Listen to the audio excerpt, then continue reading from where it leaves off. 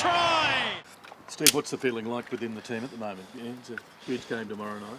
Yeah, it is. I think it's excitement. I think we're happy to be involved this time of year, and we know it's a great opportunity for us. We're at home, and it's a final, so very excited to get out there.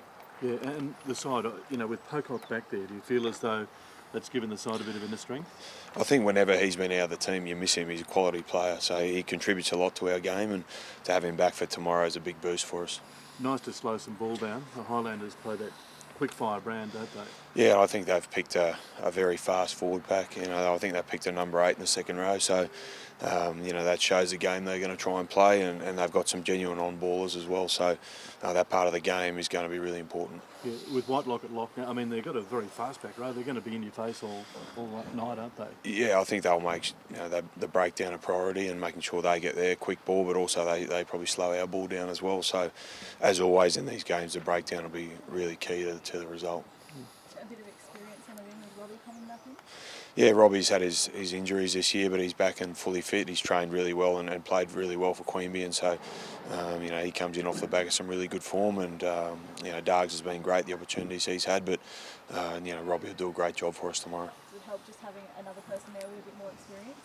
Yeah, Robbie's a senior player now in the group, so he adds a bit of voice there, and I know he'll go out there and do a good job. Squeak, it must have been frustrating to watch the last Brumbies Highlanders game back home, given you guys dominated so much but just couldn't get over the line. What has to change from that one?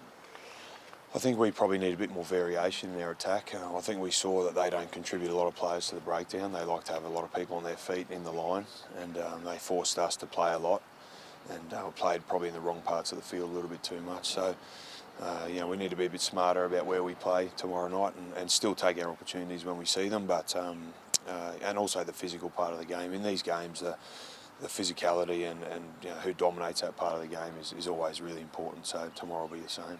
Czech said last night that if you guys are to win against a team like that, you're going to have to defend like your lives depend on it, especially look at their backline. That's probably the scenario you face, isn't it?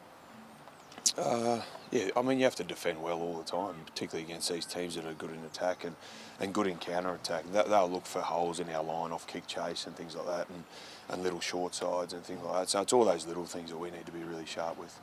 Has the intensity gone up another level this week, do you feel? Or? Yeah, it's been good. It's something you can read too much into, I think. Like every week we say we have a good preparation, and this week's been the same.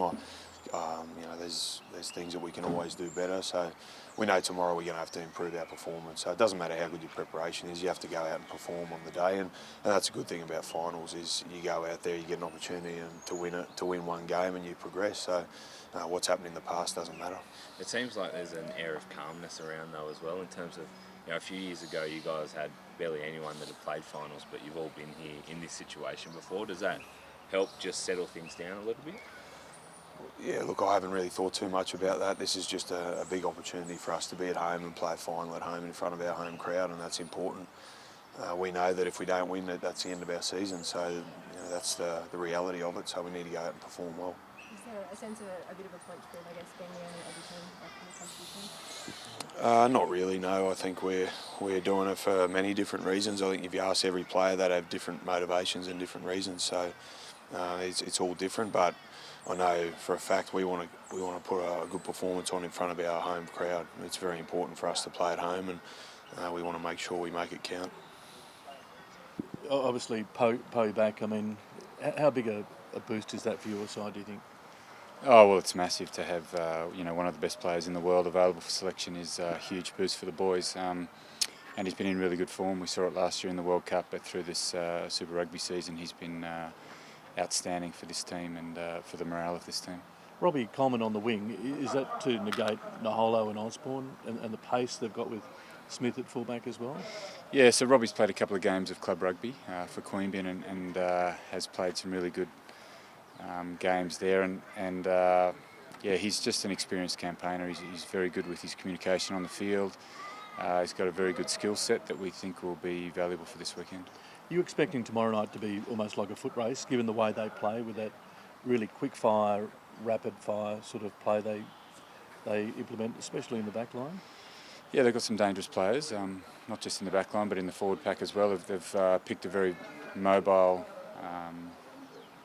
back five. I think their second rowers and back rowers are quite dynamic and get around the paddock very well. So there's going to be threats across the park, but I think what you'll see with this team in particular, they're pretty good with their set piece. So very good with the kicking game and very good with some set piece opportunities. So we've put a bit of focus into making sure our set piece defence is good, and we've certainly spent a lot of time this week working on our kicking game and how to nullify their kicking game. You're going to kick a bit more tomorrow night? I think just trying to find that balance, same as always. So we've probably spoken about it since we've come back from the June window, trying to get balance in our game.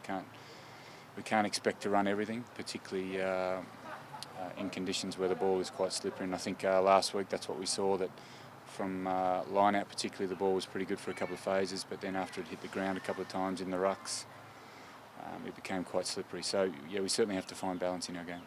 Do you think you have the variety to kind of counteract theirs and their pace and all that sort of stuff? Yeah, I mean they're on more points than us. They were on more competition points before we got to the finals. So they've won one more game than us, and they've got a pretty good all-round game. They're probably unlucky to finish where they finished, but we've got a lot of respect for them. But like I said, we've done some pretty good work this week to be ready for what they're going to throw at us. So even at this time of year, I mean, how do you prepare the guys to fitness-wise and physically to lift for a game that's going to be so fast and quick?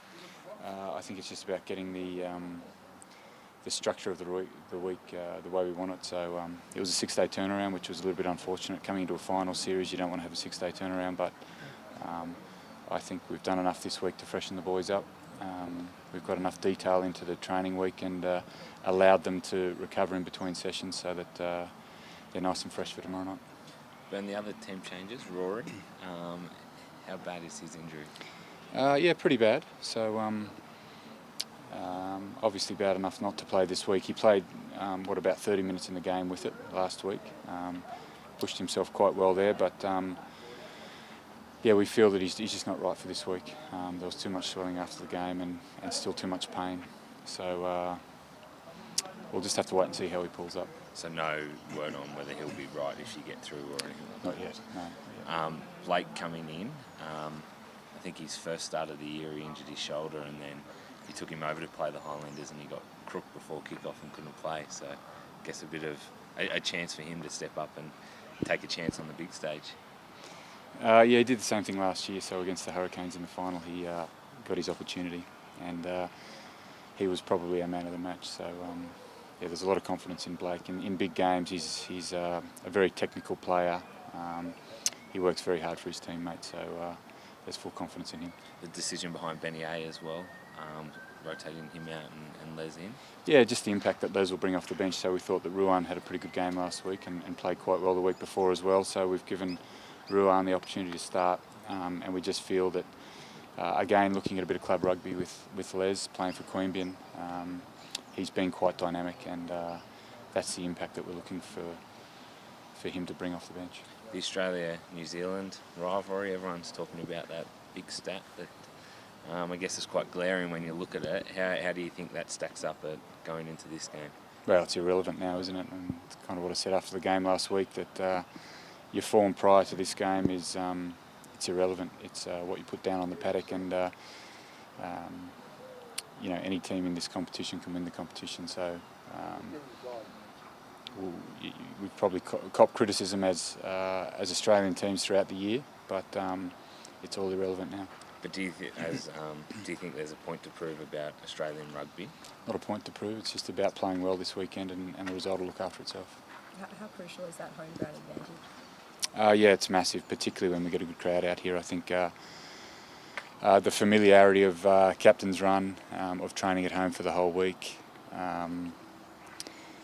is certainly a bonus. The fact that we don't have to travel, just thinking back to the Auckland game, we had 10 hours of travel the day before the game, which made it really difficult. So we don't have to do that. And then I guess the home crowd, who generally lift us, and we're expecting a very good crowd tomorrow night. we've had pretty good pre-sales already, and we're expecting a pretty good turnout. 6 o'clock start on a Friday night, a little bit unusual, but I think it's a good opportunity for people to knock off work early and get out here and have a good night. Ben, you talked about the travel factor. I think Tim was saying before, it took the Highlanders 3 days to get here, basically. Do you think that'll come into it at all? Yeah, I think that certainly plays a part in it. There's an element of fatigue that you might fool yourself with at the start of the game, thinking, oh, I can push through this, but by the end of the game, there's certainly that element there. Ben, who's going to give the jumpers? Because Itavay is here. Is he going to do that? Maybe we'll see. We'll see what we'll see what he wants to do when he gets in there. But yeah, that's the plan. What is it like having him here? I know Joe presented them a few weeks ago, but to have Idaho, quite a popular member of the group, and obviously guys were quite heartbroken earlier in the year. Yeah, it's going to be quite emotional today, I think, depending on what Ida says in there. He's a very passionate member of this team, and I'm sure there'll be quite a bit of emotion in there. Thanks, guys.